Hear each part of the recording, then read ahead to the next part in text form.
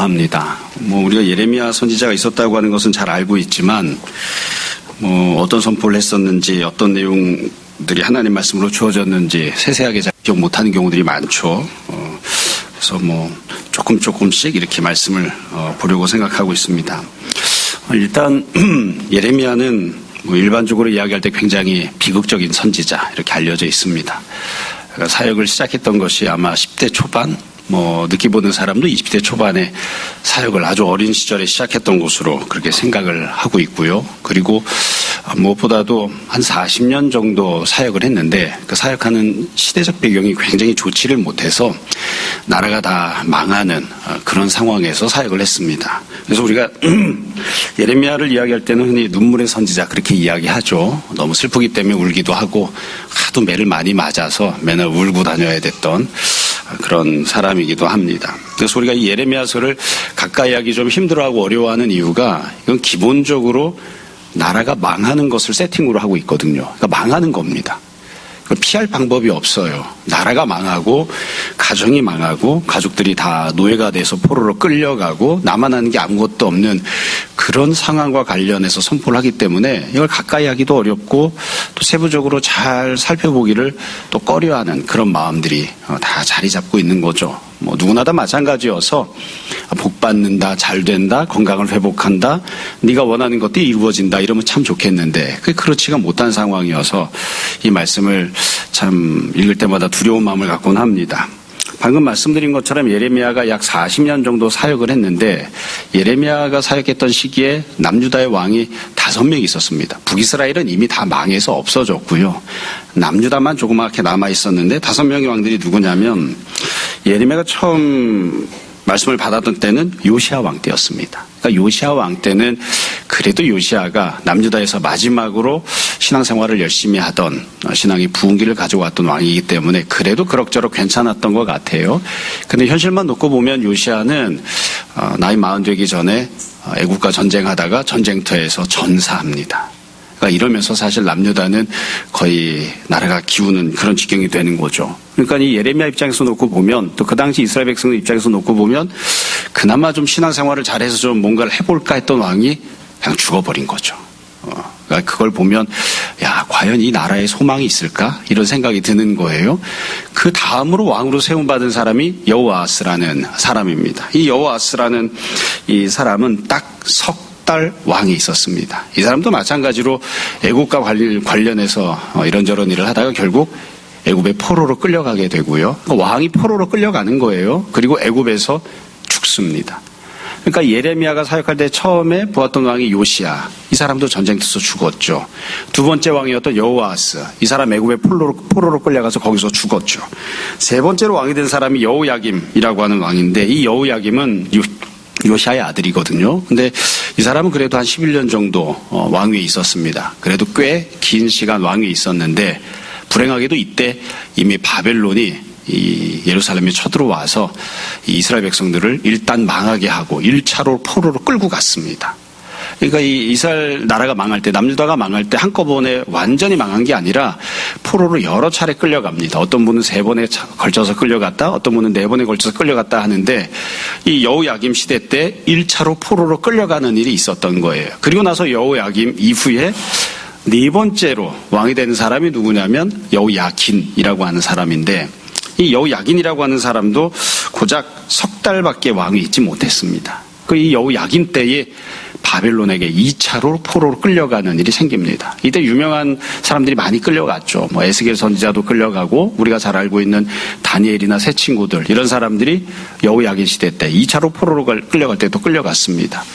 이 예레미야가 사역할 때 마지막 왕, 5번째 왕이 누구냐면 시드기야인데요. 시드기야는 남유다의 마지막 왕입니다.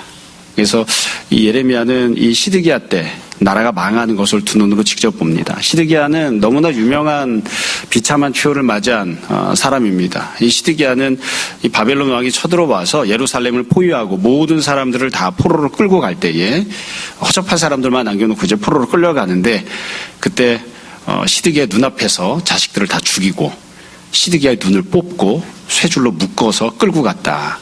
그렇게 되어 있습니다. 그러니까 이게 굉장히 비참한 잔인한 그런 결과를 맞이한 거죠. 그래서 놓고 보면 예레미야가 40년 동안 사역했는데 과연 좋은 시기가 있었는가? 없었던 거죠. 예레미야가 사역할 때 이 남유다를 통치했었던 5명의 왕들은 어떠했는가? 5명이 다 똑같이 망하는 겁니다. 요시야도 망했고요. 여호아하스도 망했고요. 그 뒤에 나왔던 여호야김도 망했고요. 여호야긴도 망했고요. 시드기야 때는 완전히 망한 거죠. 그러니까 이 예레미야가 사역하면서 있었던 통치자들을 보면 이게 진짜 어디다 소망을 두고 살아야 되나 그런 지경이었던 거죠. 그래서 우리가 이런 시대적인 배경을 좀 생각해 보면 도대체 하나님이 어떤 상황에서 말씀을 주신 것인가? 간단합니다. 망하는 사람들에게 주신 겁니다. 근데 이 망하는 게 그냥 조금 감기 몸살 앓다가 끝나는 게 아니라 완전히 망해서 더 이상 소망이 없는 그런 지경이 돼버리는 거예요. 그래서 이 예레미야를 읽다 보면 지금 망해도 이상하지 않다 이게 아니라 나중에 결국 시드기야 때 결국 완전히 망해버리지만 남유다는 완전히 망하기 이전에 여러 차례 망합니다. 애굽에 끌려가서 망하고 바벨론에 끌려가서 망하고 또 끌려가서 망하고 최종적으로 끌려가서 망하는 여러 차례 망하는 것을 반복하다가 맨 마지막에 완전히 문을 닫아버리고 만 것이거든요. 그래서 예레미야를 읽을 때 우리가 그런 마음을 품어야 되는 거죠. 방금 말씀드린 것처럼 감기무삼 정도가 아니라 정말 심각한 상황이어서 나는 완전히 망했구나. 우리나라는 완전히 망했구나. 우리 가정은 더 이상 소망이 없고 완전히 망해버렸구나. 이거 어떻게 해야 되나. 그런 상황에서 이 예레미야서를 읽는 겁니다. 그러니까 어찌 보면 나는 오늘 편안한데요, 행복한데요, 문제가 없는데요, 건강한데요, 지금처럼 쭉 살았으면 좋겠어요. 이런 분들은 예레미야서를 읽으면 이게 마음에 안 와닿는 거예요. 안 와닿는 게 정상인 거죠.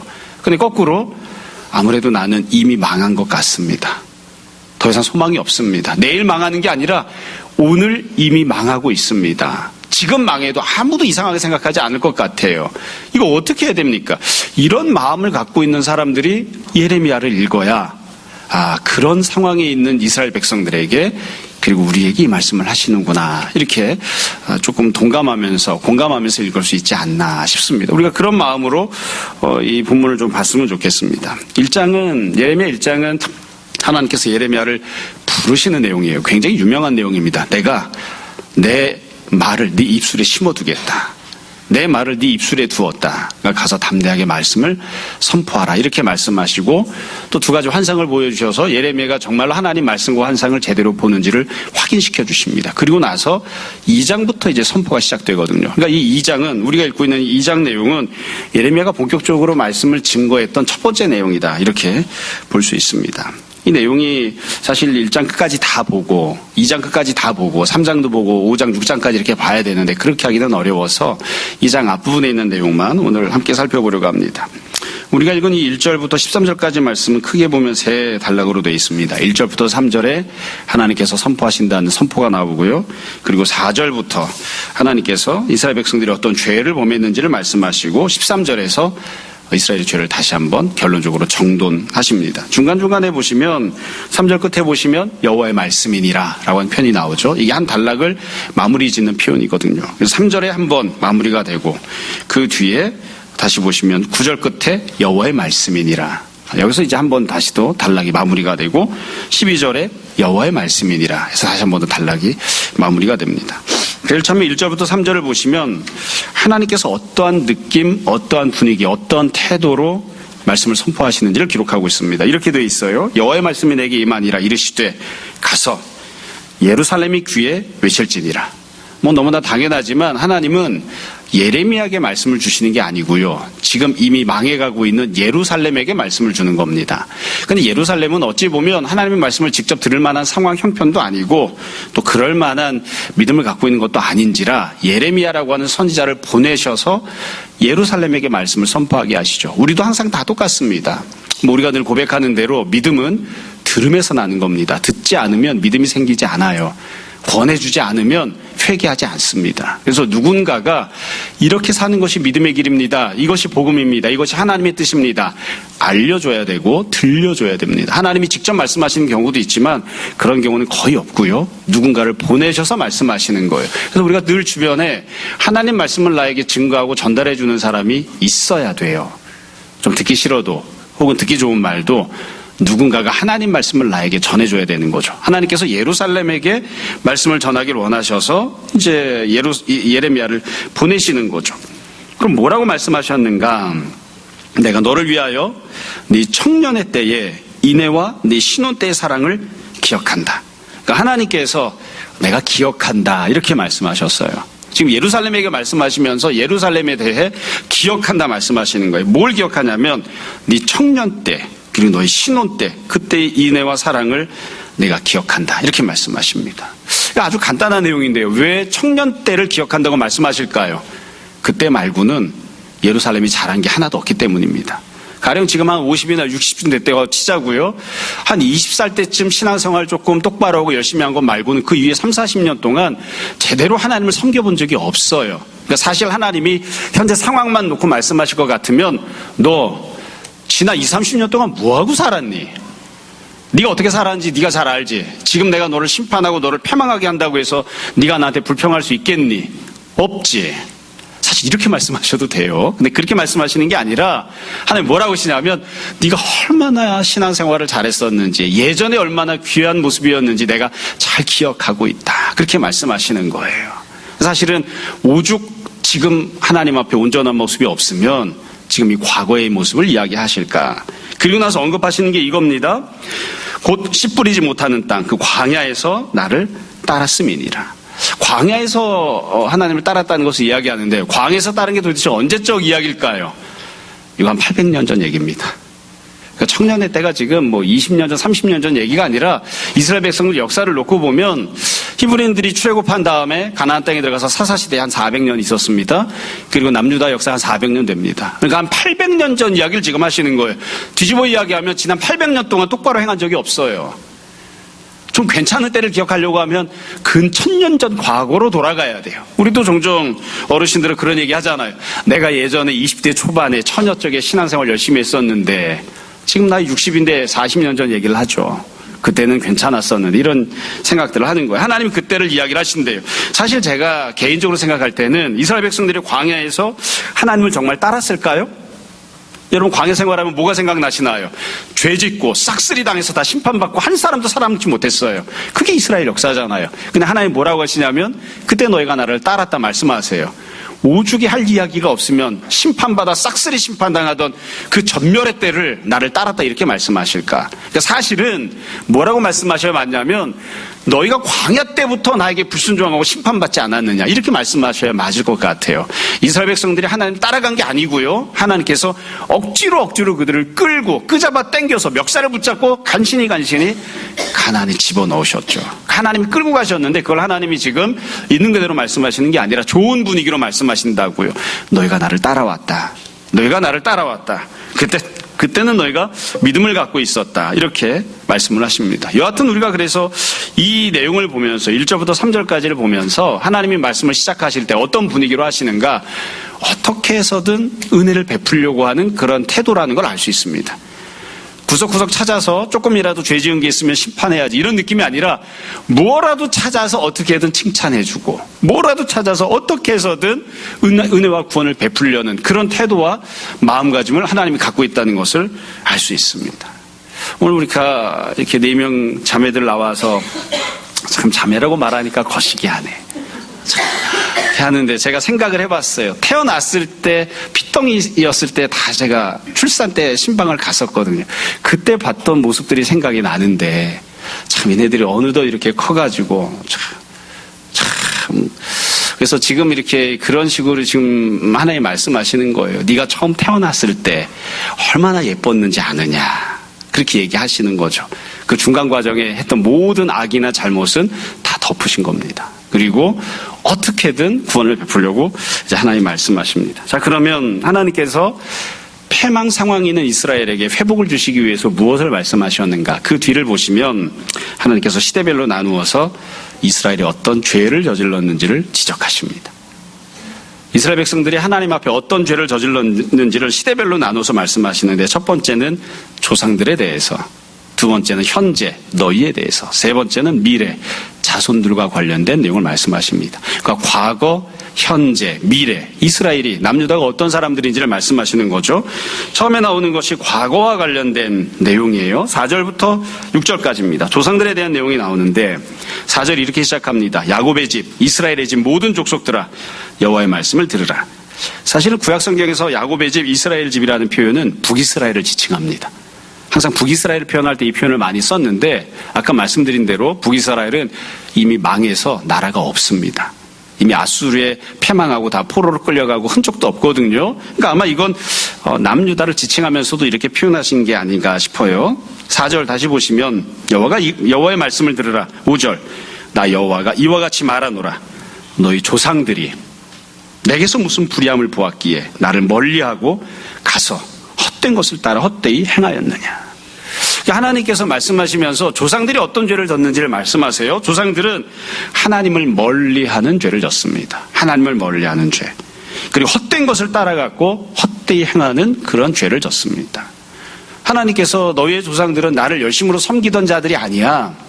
나를 멀리하던 자들이야. 이렇게 말씀하신 거예요. 그러면 하나님께서 조상들에게 어떻게 행하셨길래 이 조상들이 이렇게 행동했을까?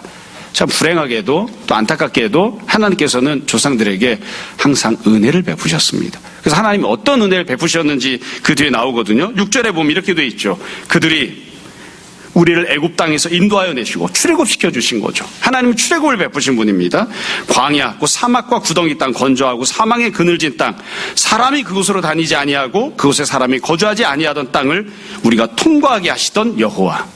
그러니까 하나님이 이와 같은 은혜를 베푸신 거예요. 이와 같은 은혜를. 그러니까 하나님은 첫 번째 조상들에게 출애굽의 은혜를 베푸셨고, 두 번째 광야에서 지낼 수 있게끔 광야에서 동행하시고 인도하시는, 채워주시는 은혜를 베푸신 거죠. 그러니까 조상들은 이런 은혜를 받은 사람들이에요. 원래 그들이 태어날 때는 애굽의 종과 노예로 태어나서 과도한 노동 때문에 죽을 지경이었는데 하나님이 건져내시고 그들의 신분이 하나님의 백성이 되게 하시고, 그들이 광야에서 하나님 주신 만나와 메추라기를 먹게 하시고 약속과 소망이 있는 사람들이 되게 하신 거죠. 이런 은혜를 베푸신 거예요.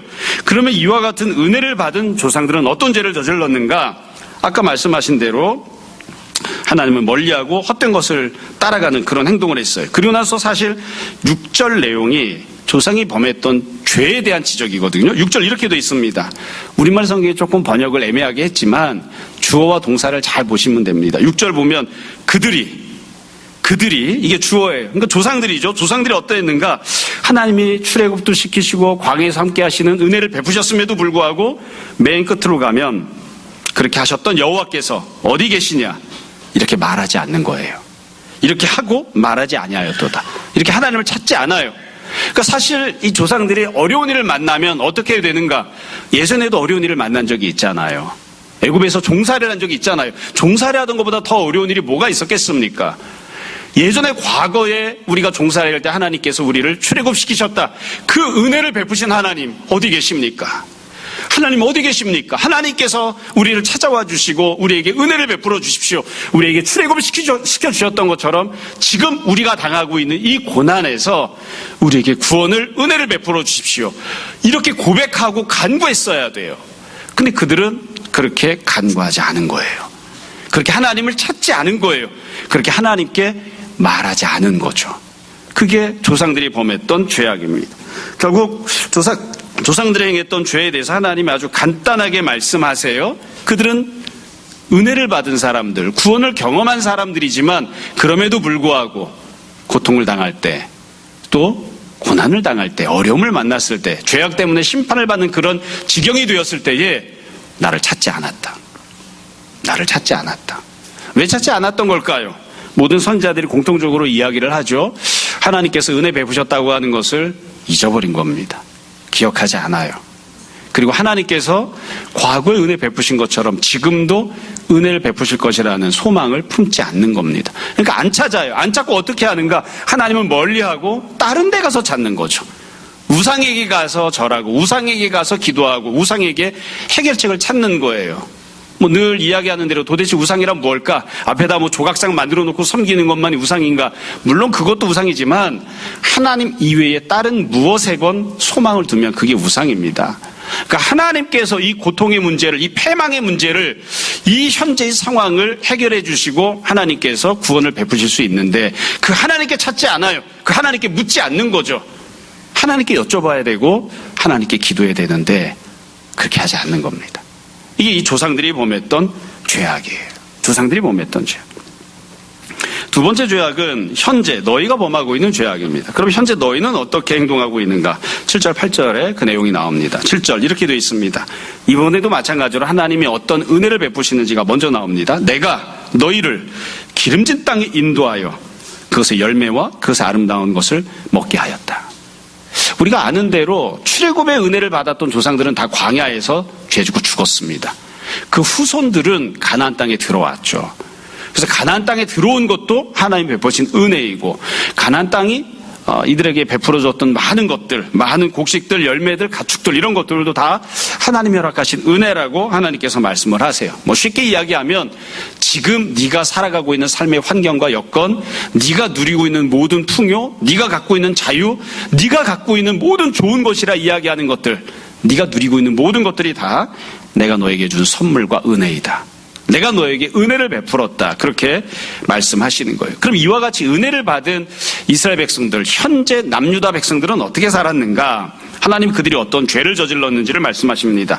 이렇게 돼 있어요. 너희가 여기로 들어와서는 내 땅을 더럽히고 내 기업을 역겨운 곳으로 만들었다. 늘 말씀드리죠. 땅은 언제나 땅입니다.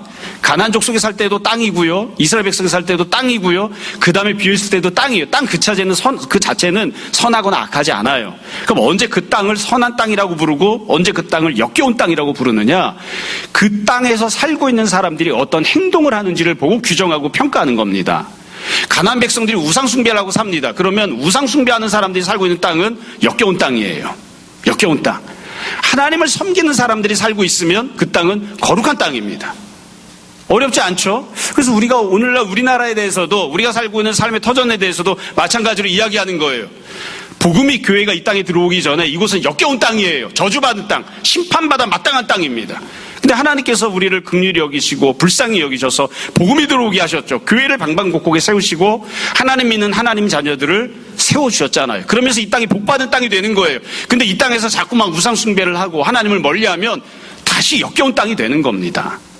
그래서 지금 하나님 말씀하시는 건 너희가 가서 자연을 훼손했다, 오염시켰다 이 말씀이 아니라 가나안 민족이 우상 숭배하다 심판받았는데 가나안 민족이 우상 숭배하고 살아서 이 땅이 역겨운 땅이어서 하나님이 그들을 심판하시고 너희에게 넘겨주셨는데 너희가 이곳을 또다시 더럽고 역겨운 땅으로 만들었다. 우상 숭배하는 죄에 대해서 하나님이 지적하신 거예요. 이곳을 끝나지 않습니다. 8절에 보면 지도자들에 대한 내용이 나오죠. 제사장들은 뭐 했는가? 여호와께서 어디 계시냐? 말하지 아니하였다. 하나님을 찾지 않아요. 하나님 어디 계시나요? 우리가 어려움을 당할 때 우리가 오직 하나님께만 도움을 구하겠습니다. 하나님 어디 계시나요? 우리를 도와주십시오. 이렇게 찾지 않는 거예요. 율법을 다루는 자들, 나를 알지 못하며 율법을 다루는 사람들인데 하나님을 몰라요. 그럼 어떻게 할까요? 이들조차 하나님을 알지 못하면 이스라엘 백성은 어디서 율법을 배웁니까? 관리들도 나에게 반역하며 선지자들도 바알의 이름으로 예언하고 무익한 것들을 따랐느니라. 여기 보면 제사장들, 율법 다루는 자들, 관리들, 선지자들 몽땅 다 리더십에 있는 자들이 다 하나님을 버리고 우상 숭배하는 하나님이 아닌 다른 것들을 바라보는 그런 모습을 볼 수 있습니다. 여기에는 왕은 생략돼 있죠. 왕들이 대표적으로 이렇게 악하게 행동했는데 빼놨습니다. 아마 이 선포를 왕이 듣고 있어서 이렇게 했는지는 모르겠어요. 여튼 지금 이렇게 지적하는 내용을 보면 현재 이스라엘 백성들이 어떤 죄를 짓는가, 여러분 이 내용을 보면 우리가 아주 특징적인 모습을 발견할 수 있습니다. 이들은 부모와 똑같은 죄를 짓습니다. 부모 세대와 똑같은 죄를 짓습니다. 아까 처음에 말씀드린 것처럼 예레미야가 사역할 때 첫 번째 왕 요시야 전쟁터에서 죽었죠. 두 번째 왕 여호아하스 애굽의 포로로 끌려가서 죽었죠. 세 번째 왕 여호야김 나라가 이때 이미 망해서 바벨론의 포로가 1차로 끌려가는 시기가 됩니다. 여호야긴 2차로 포로로 끌려갑니다. 시드기야 3차로 완전히 나라가 망해서 포로로 끌려갑니다. 왜 그렇게 지금 망하는 지경이 되었는가? 과거에 너희 조상들이 죄를 범했던 것과 똑같은 죄를 범해서 그래서 너희가 심판을 받는다. 지금 그렇게 하나님께서 말씀을 하십니다. 모두가 다 죄를 범해요. 백성도 지도자도 다 하나님 앞에서 죄를 범합니다. 그러면 도대체 어디에서 소망을 찾을 수 있을까? 현재 너희는 과거 너희 조상들이 받은 것보다 더 큰 은혜를 받았지만 과거 너희 조상들이 범했던 것보다 더 큰 죄를 똑같이 저지르고 있다. 과거 조상들이 죄짓다 심판받아 나라가 망했는데 너희가 그보다 더 큰 죄를 짓고 있는데 어떻게 심판을 피할 수 있겠느냐. 이게 하나님께서 지금 너희와 관련해서 말씀하시는 내용입니다. 세 번째로 미래와 관련된 내용이 나옵니다. 9절을 보면 이렇게 말씀하세요. 그러므로 내가 다시 싸우고 너희 자손들과도 싸우리라. 과거에 너희 조상들과도 싸웠고 지금 너희들과도 싸우고 있는데 앞으로 너희 자손들과도 싸울 것이다. 너희 자손들과는 왜 싸울까요? 이 부분을 보면 자손들이 어떤 은혜를 받았는지 어떤 심판을 받게 됐는지 언급이 없죠. 어떤 은혜를 받았고 어떤 죄를 지었는지에 대해 설명이 없습니다. 그런데 자손들도 똑같은 거예요. 너희 조상들이랑 너희랑 너희 자손들이 똑같다. 다 하나님께 은혜를 받지만 다 우상 숭배하고 죄 짓고 하나님을 멀리하고 하나님을 찾지 않고 하나님께 묻지 않고 그래서 다 하나님으로부터 팽개침을 당하는 하나님이 싸우시는 하나님께 심판당하는 자들이 될 뿐이다. 이렇게 선포하십니다. 자, 이 표현을 보면 우리는 오늘 13절까지만 읽었지만 이 예레미야 2장 뒷부분에 가시면 29절 30절에 보면 하나님이 자손들과 관련해서 이렇게 말씀하십니다. 너희가 나에게 대항하면 어찌 됨이냐. 너희가 다 내게 잘못하였느니라. 여호와의 말씀이니라. 내가 너희 자녀들을 때린 것이 무익함은 그들이 징계를 받아들이지 아니함이라. 너희 칼이 사나운 사자같이 너희 선지자들을 삼켰느니라. 그러니까 하나님이 자손들과 관련해서 뭐라고 말씀하시냐면 이 자손들을 어떻게든 바로잡기 위해서 하나님이 채찍질을 하셨다고 말씀하세요. 때렸다고 말씀하세요. 뭐 요즘 아이들은 때렸다는 게 이해가 안 될 수도 있지만 하나님은 자기 백성을 때리십니다. 때려서 가르쳐요. 근데 때리지만 그 자녀들이 그 훈계를 받지 않아요. 그리고 도리어 칼을 뽑아서 하나님은 때렸는데 이 자손들은 칼을 뽑아서 선지자들을 죽여버렸습니다. 이걸 어떻게 이 심판을 면할 수 있겠습니까? 사실은 제가 개인적으로 생각할 땐 이게 제일 불행한 상황이기도 하고 어찌 보면 현실적으로 가장 큰 심판이 아닐까 싶습니다. 참 우리 찬영이 엄마가 기도하는데 이렇게 막 울잖아요. 아마 찬영이 엄마는 남편을 위해서 울어본 적이 있을까? 저를 위해서 울어본 적이 있을까? 부모님을 위해서는 울어본 적이 설마 있겠다 이렇게 생각하고 싶지만 있을까? 아이가 아프면 그것만큼 부모의 마음을 힘들게 하는 게 없죠. 그렇죠? 근데 지금 자녀들이 심판받는 거예요. 그러니까 이 자녀들이 심판받는 건 사실은 현재 세대를 향한 심판입니다. 내가 너를 심판하되 네 자손도 믿음이 없고 네 자손도 죄를 짓고 네가 망했던 바로 그 똑같은 죄를 네 자녀도 똑같이 지어서 네가 망한 것처럼 네 자녀도 망하게 할 것이다. 내가 너와 싸웠던 것처럼 네 자손과도 싸울 것이다. 이것만큼 무서운 선포는 없는 것 같아요. 하나님께서 지금 그렇게 심판을 선포하십니다. 그래서 이스라엘 백성들에게 지금 시대별로 똑같이 말씀하시는 거예요. 과거에 너희 조상들 은혜를 받았지만 내 앞에서 죄 짓고 심판받았다. 현재 너희들 더 큰 은혜를 받았지만 똑같은 죄를 더 크게 지어서 나에게 심판을 받는다. 미래 너의 후손들, 너희 자손들 그들과도 내가 싸울 것이다. 하나님께서 지금 이렇게 말씀하세요. 그러면서 하나님이 한탄하시죠. 10절부터 12절에 보면 너는 기띔 섬들에 건너가 보며 게달에도 사람을 보내서 이 같은 일이 있었는지를 자세히 살펴보라. 도대체 이런 일이 있을 수 있느냐? 이렇게 많이 은혜를 주었는데 이렇게 많이 풍요를 누리게 해주었는데 그런데 이 모든 것들 다 팽개치고 신앙 팽개치고 하나님을 대적하고 결국 심판받고 끝장나버리는 이런 지경을 너희가 본 적이 있느냐? 이거 어디 가서 이런 경우를 찾을 수가 있어? 이런 말도 안 되는 상황을 땅끝까지 가서 한번 찾아봐라. 이방인들 중에서도 한번 찾아봐라. 없을 거야. 그러니까 얼마나 이스라엘 백성들이 지금 한심한 지경인지를 말씀하시죠. 이와 같이 다 말씀하신 이후에 13절 맨 마지막입니다. 이스라엘 백성들이 어떤 죄를 범했는지를 하나님이 다시 한번 정리를 해서 말씀하세요. 사실 이런 정리는 안 하셔도 되는데 오죽 못 알아들을 것 같으면 또 정리하시나 싶어요. 이 정리는 여기서만 끝나지 않고요. 1장 끝나기 전에 또 정리해서 또 나옵니다. 자, 이스라엘의 죄가 도대체 무엇인가? 13절 내 백성이 두 가지 악을 행하였다. 두 가지 악을 행했다. 첫 번째는 생수의 근원이 되는 나를 버린 것. 하나님을 버린 것이 첫 번째 악이고 두 번째는 스스로 웅덩이를 판 것인데 그것은 물을 가두지 못할 터진 웅덩이들입니다. 사실 이게 한 가지 된 거죠. 한 가지. 이스라엘 백성들은 지금 망하는 상황입니다. 이미 왕들이 포로가 돼서 끌려가서 죽임당하고 있습니다. 1차로 포로로 끌려갔어요. 2차로 포로로 끌려갔어요. 이제 완전히 망하는 것만 남은 그런 패망하는 상황이에요. 이들에게 지금 물이 필요합니다. 하나님께서 물이라고 말씀을 하셨지만 이 물이라고 하는 건 여러 가지를 상징적으로 보여주는 것이죠. 나라가 망하지 않는 것이 필요해요. 가정이 다시 세워지는 것이 필요해요. 나의 건강의 문제가 해결되는 게 필요해요. 하나님이 허락하셨던 약속이 성취되어서 가나안 땅을 잘 누리고 살아가는 게 필요해요. 여하튼 내가 현재 이 모양 이 꼴로 지금 살 수는 없어요. 지금 이대로 있으면 반드시 망할 거니까 망하지 않고 어떻게든 다시 은혜 가운데 사는 게 필요해요. 물이 필요하다고요. 그 물을 어디서 찾을 것인가? 어떻게 해야 나라가 망하지 않고 어떻게 해야 이 가정이 망하지 않을 것인가? 어디 가서 물을 찾을 것인가? 근데 이스라엘은 어떻게 했느냐 하면 하나님에게 가서 물을 찾는 게 아니라 하나님을 치워버리고 자기 스스로 열심히 웅덩이를 파는 거예요. 근데 그 웅덩이에 구멍이 있어서 물을 아무리 채워도 다 새나가고 비축되지 않습니다. 물을 얻지 못해요.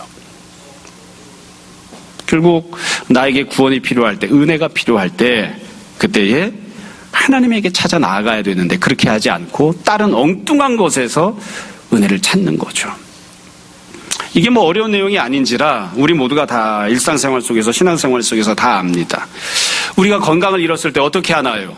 기도하죠. 그게 정답입니다. 병원을 가지 말라는 게 아닙니다. 기도합니다. 약을 먹으면 효과가 있을까요? 그걸 누가 보장합니까?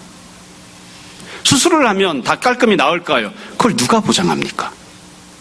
우리 기도합니다. 하나님께서 고쳐주시지 않으면 그러면 의사가 아무리 노력을 해도 소용없는 경우들이 있습니다. 하나님 고쳐주십시오. 하나님께서 고쳐주시고 은혜를 베푸셔야 됩니다. 그리고 하나님 고쳐달라고 한 이후에 의사의 손길을 우리가 기다리잖아요. 그렇죠? 자녀가 속을 새기면 자녀가 못된 행동하면 어떻게 하나요? 기도합니다. 다 경험을 통해서 잘 아시죠? 자녀에게 아무리 맛있는 걸 해주고 아무리 잘해줘도 자녀의 마음이 돌아오지 않습니다. 하나님께서 내 자녀의 마음을 움직여 주시고 감동시켜 주시지 않으면 아무리 잘해줘도 소용없어요. 하나님께 기도하고 하나님께 간구하고 하나님께서 구원 베풀어 달라고 붙잡는 거예요. 그리고 나서 자녀에게 이런저런 훈계를 하잖아요. 사정을 하기도 하고 훈계를 하기도 하고. 하나님을 버리면 다른 곳들에서 내가 아무리 웅덩이를 파도 그건 해결책이 되지 못합니다.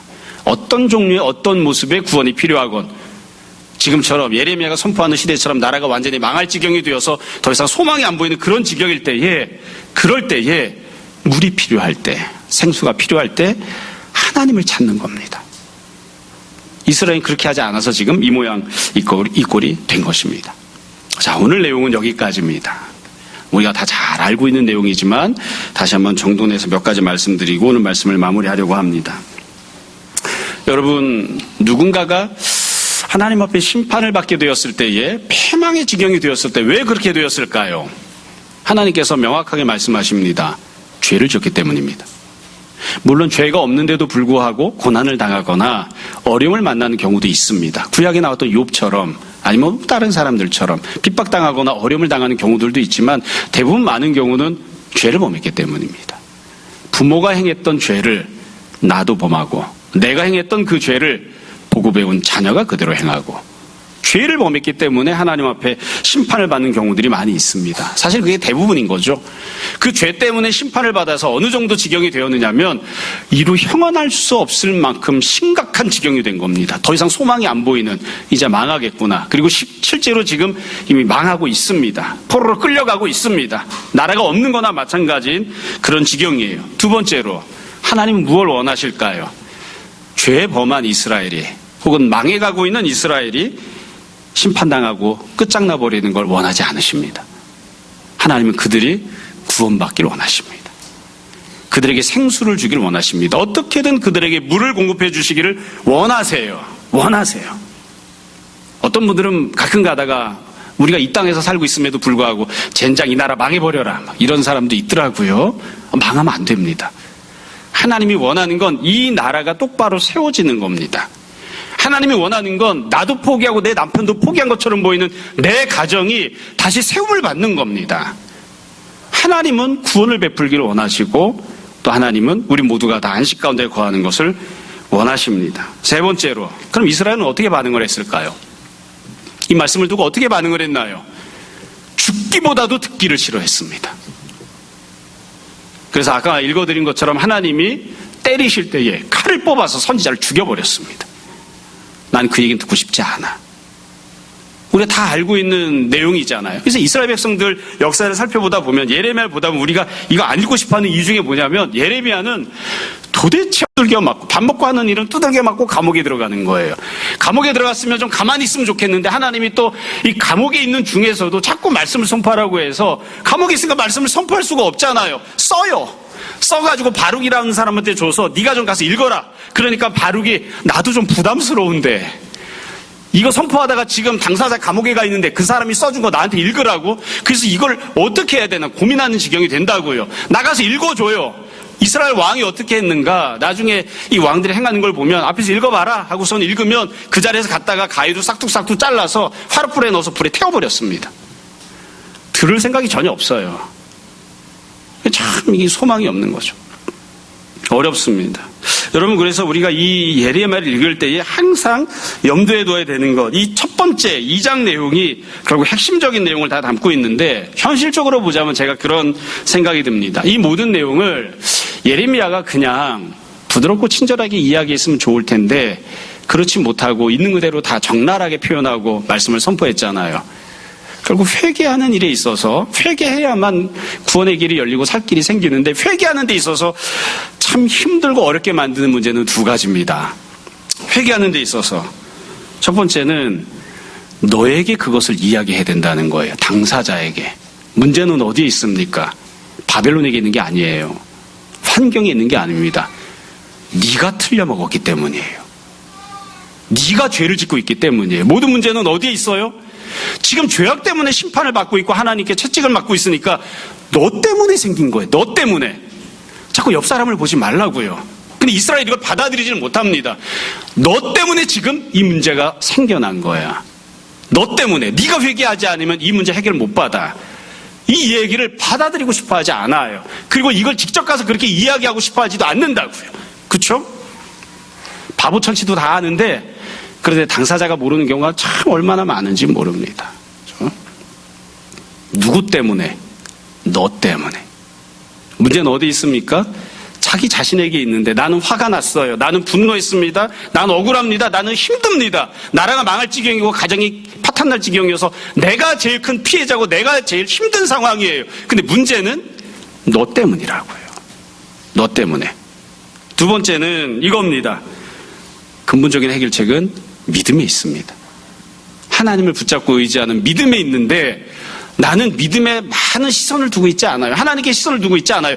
다른 데에 해결책이 있다고 생각한다고요. 다른 데에 해결책이 있다고 생각해서 자꾸 그것만 바라보고 있어요. 믿음보다 다른 것을 많이 바라보고 있는지 아닌지 잘 살펴봐야 됩니다. 내가 과거보다 믿음이 더 좋아졌는지 나빠졌는지 잘 살펴봐야 됩니다. 하나님을 의지하는 믿음에서 해결책을 찾지 않으면, 다른 것들을 자꾸 바라보고 있으면 결국 해결 못합니다. 근데 그 마음을 꺾기가 참 어려워요. 나는 이 문제는 돈으로 해결해야 될 것 같거든요. 나는 이 문제는 다른 방식으로 해결해야 될 것 같거든요. 아니라고요. 하나님께서 결국 지금 예레미야를 통해서 2장에서 말씀하시는 거, 앞으로 수십 장 걸쳐서 말씀하시는 거 다 똑같습니다. 네가 믿음을 회복해야, 네가 하나님을 의지해야, 네가 회개해야, 그래야 구원의 길이 있다. 그래야 소망이 있다. 근데 자꾸 딴 생각하는 거예요. 나 말고 옆에 있는 사람이. 믿음 말고 다른 방법으로. 그렇게 하면 망할 겁니다. 해결 방법이 없습니다. 조금 받아들이기 힘들어도, 껄끄러워도, 어려워도 두 눈을 크게 뜨고 자기를 봐야 돼요. 지금 상황, 혹시 나라가 망할 것처럼 힘들고 어려운 지경이다. 그러면 뭘 봐야 됩니까? 나를 봐야 돼요. 나를. 문제는 나한테 있습니다. 어떻게 해야 됩니까? 다른 거 바라보지 말고 하나님을 바라보는 믿음을 갖는 그것을 해결책으로 삼아야 됩니다. 여러분, 우리가 여지껏 삶을 살아오면서 어려운 일이 있을 때 어떻게 했는지, 하나님 앞에서 형벌을 받는 상황들이 되었을 때 어떻게 했는지를 한번 잘 생각해 봤으면 좋겠습니다. 우리 앞에 예레미야가 등장하면 뭐라고 이야기할까요?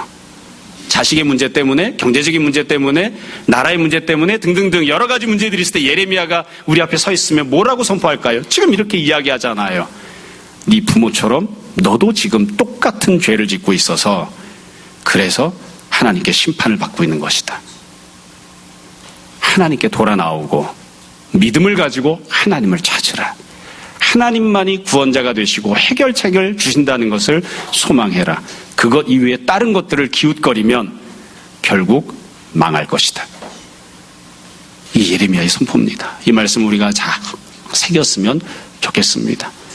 언제나 우리가 늘 주님을 사랑하고 섬기는 사람, 다른 어떠한 것보다 주님을 더 귀하게 여기는 믿음을 갖는 사람, 지난번보다, 어제보다, 우리 부모들보다 더 아름답고 훌륭한 믿음으로 살아가는 사람들 되어서 설령 지금 당장은 힘들고 어려운 지경에 있어도 주님이 주시는 생수를 받아 누리는 주님의 자녀들 되었으면 좋겠습니다. 주님께서 우리 모두에게 그와 같은 믿음을 부드럽고 넉넉한 마음 허락하시기를 주님 이름으로 축원합니다. 잠시 기도하겠습니다.